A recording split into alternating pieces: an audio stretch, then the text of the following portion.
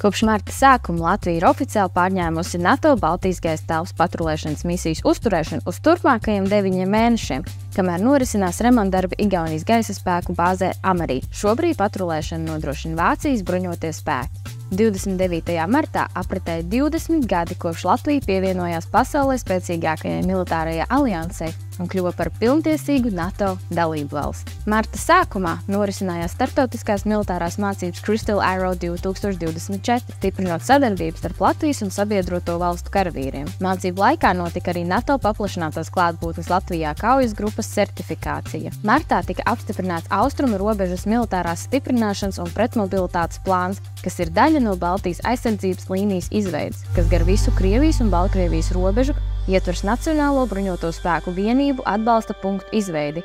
Martā militārajā bāzē Lielvārda tika atklāts pasažieru termināls. Tas ļaus atbilstoši NATO standartiem nodrošināt sabiedroto spēku efektīvu un drošu mobilitāti, kā arī kravu muitas procedūras notiks raitāk.